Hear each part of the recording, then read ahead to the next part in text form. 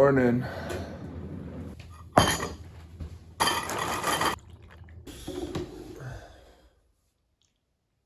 normally get halfway through the morning before I remember I wanted to vlog that day. So be impressed. Going down to Henley today for 2 days. So like my morning routine, I don't normally have to think about it. It's just like a reflex, like make my shreddies, make my coffee, go sit down, watch YouTube for a bit. But when I'm vlogging, there's just something that's so unnatural about it. Like literally I can't.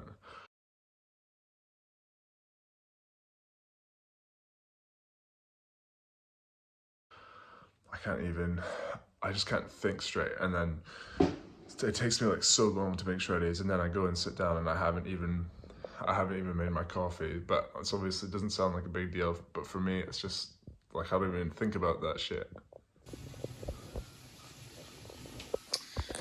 So a trick I have to do in order to remember to like bring, if I know I'm going to forget something in the morning, like to bring something with me that I know I normally don't, I have to normally do something stupid like leave bananas by the door or like a shoe on the doorknob to like help me remember, because as soon as I see it I'll be like, what the hell's that? And I'll be like, oh yeah. But then I was waiting to go put my shoes on and I put one shoe on and then I couldn't find the other one. Bye dog. Bye dog. Hey. Hey. Leave me alone.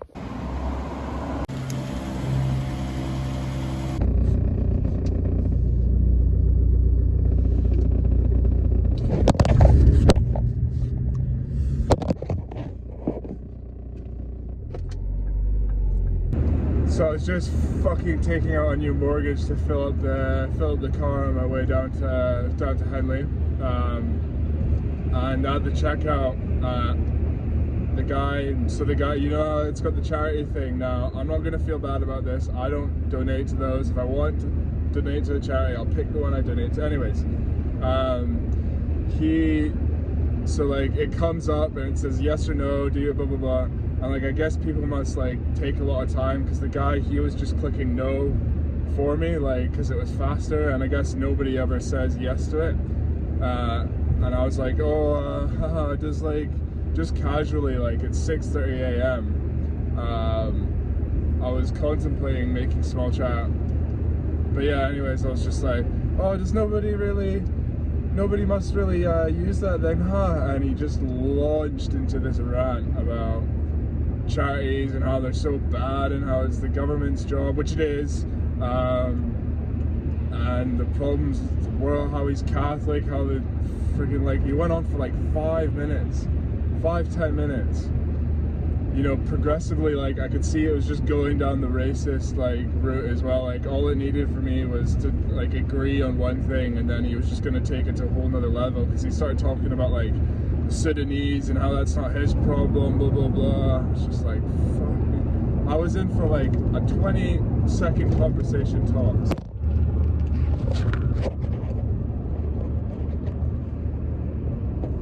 A 20 conversation talks.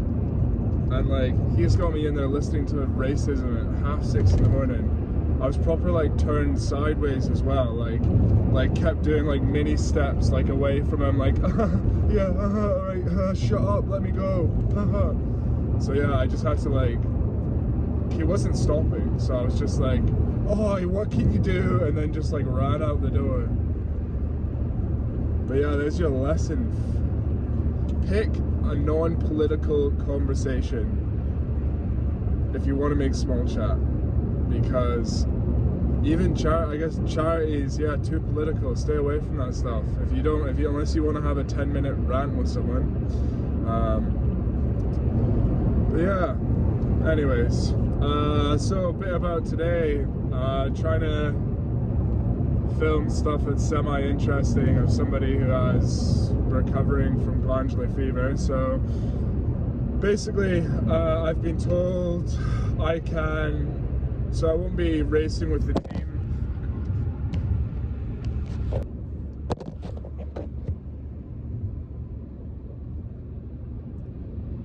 So yeah, heading down to Henley today. Fuck off!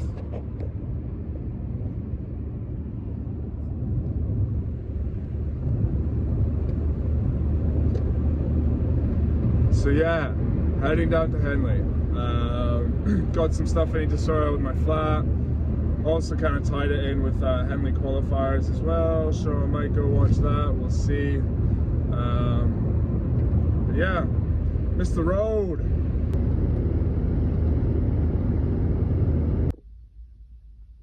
So in my opinion, one of the best foods for when you're on the road is either, number one, it has to be something that you can grab with your hands, so that rules out like pasta or rice, obviously for while you're driving, so it has to be kind of like a wrap. But I find that wraps are actually a bit of a pain to make the night before, so if you want to be lazy, just go and buy a cheap pizza and just whack it in the oven the night before and then chop it up, put it in a Tupperware and take it with you on the road. Just at the services, I missed my favorite one, Lancaster services, but I'll head in here and see how it is and give you guys a review so you can see. Yeah, decent services. WH Smith was closed off, but that's fair enough. Sometimes things out of control happen, so I don't even know the name of this place, but if I remember, I'll put it in the description so you can check it out. But yeah, 7 out of 10.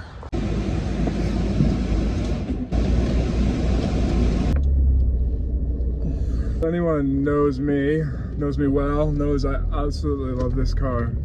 Ford Mondeo 2010, my grandpa's old car. It was my dad's car for a time. Absolute beast of a car, never has any problems. Well, I mean, every once in a while things go. You can literally fit anything you want into it. Massive boot, roof bars on it. You can go, it's got a good kick, it's got good power. Loads of space, comfy, easy to drive. The only downside is the air conditioning just never works.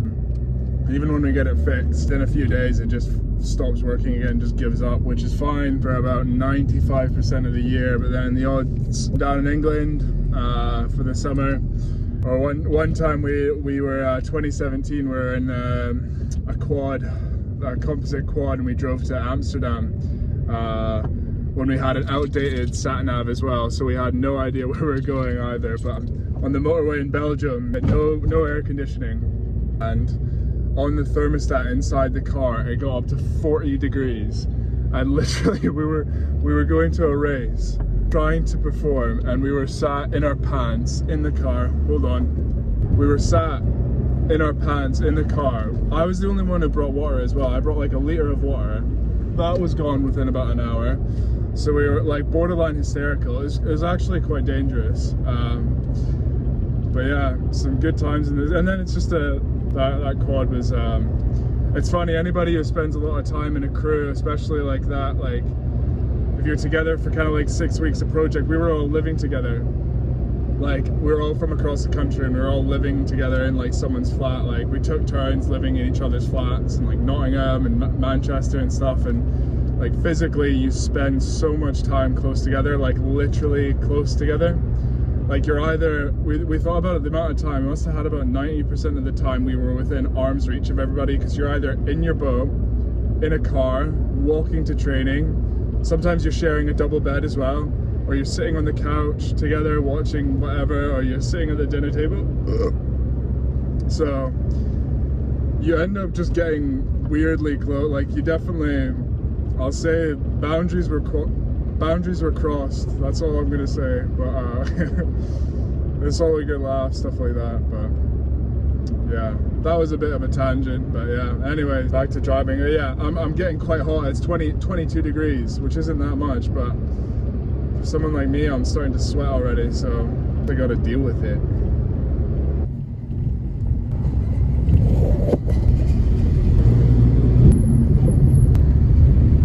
So I forgot to do the usual like filming when you arrive somewhere to make it more cinematic. So instead of pretending to walk through the door for a second time, I thought I'd keep it real with you guys and just say like I forgot and sit here on the couch and tell you the truth. Yeah, here in the flat now. Road is fine, quite busy, but no traffic. Yeah, the flat's all good. I was wondering if there's going to be some food that I left in the fridge that's stinking. There's maybe something that's rotting somewhere, but I can't smell anything. But then I've also just had COVID, so maybe, who knows? Just cobwebs everywhere. That's one thing in England, there just seems to be so many cobwebs. I don't know, I'm chatting shit. So here's the tip if you struggle to get your veggies in. Spinach, if you kind of, so rather than eat it in a salad, if you don't really like the taste of it, you just get a big handful of it.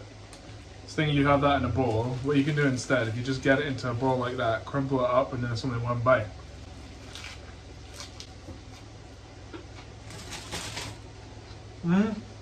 All good.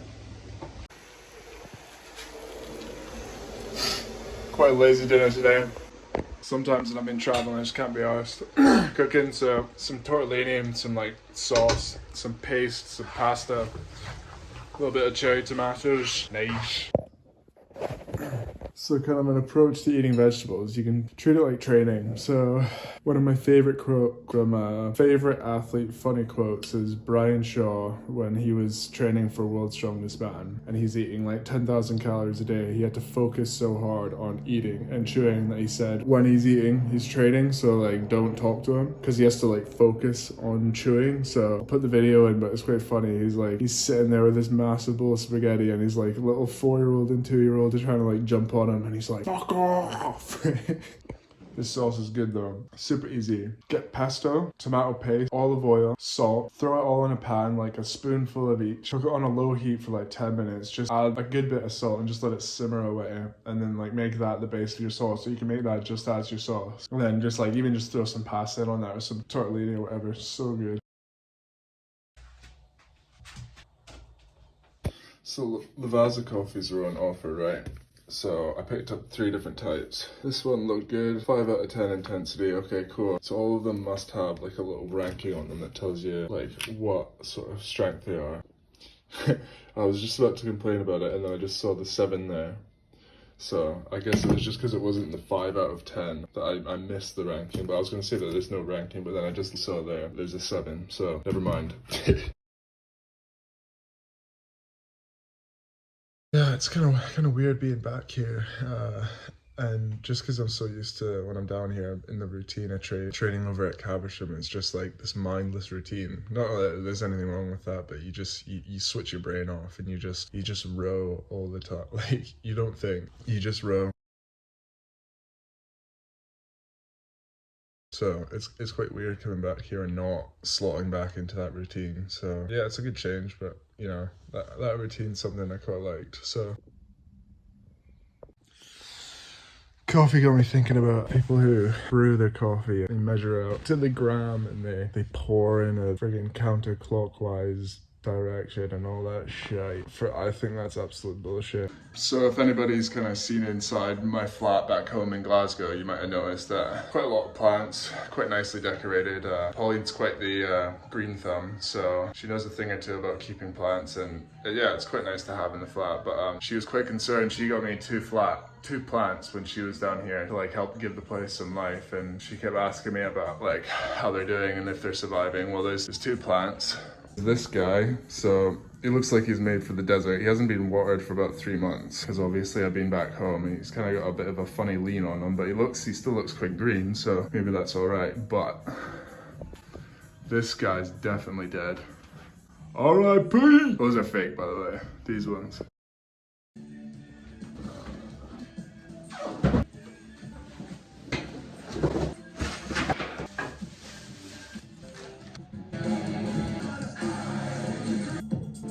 Put on all these washers, but I think it'll be fine. Yeah, feels good. So one of my side hustles is actually a bit of tattooing, so I don't make any money from it, but you know, maybe it's a plan B down the line, another career. But James Ray's coming over today to get a tattoo.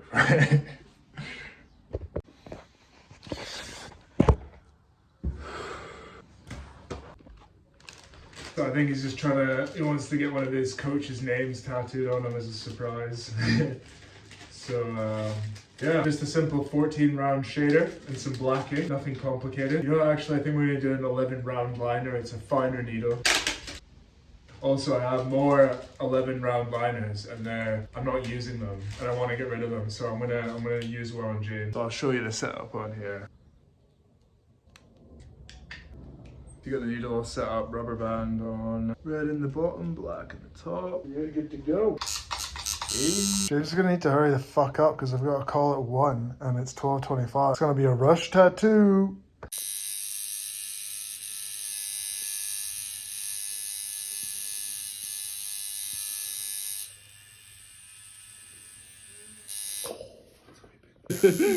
Oh yeah! Holy shit! That doesn't hurt though. It's a vlog. Stop swearing.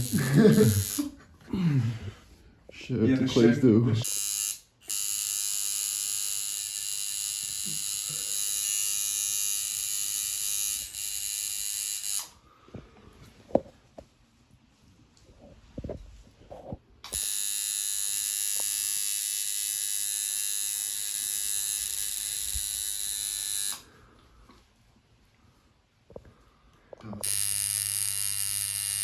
You're not driving? Huh? You're not driving? Yeah, but the car's live up. Live my boys. You're doing fantastic, James. Thank you. It looks so bad.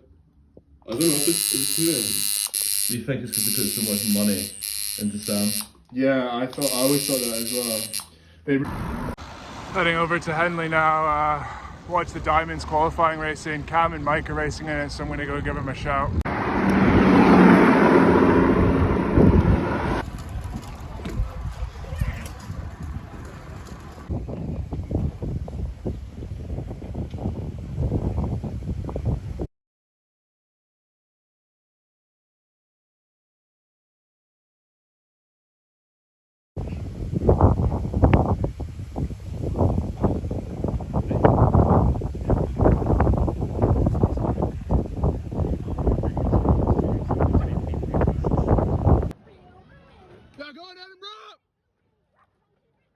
Go on, Edinburgh! Yeah, Cam! Yeah, Cam. Yeah, Cam!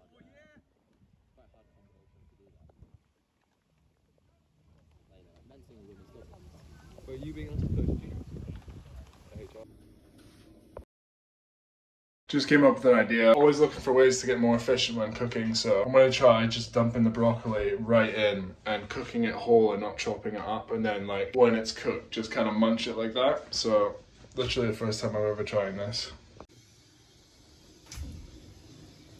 Wow. Classic, left it. It was doing this weird. I left it on its side, and then I don't know. I've like cooked it more on one side than the other. It's like flat.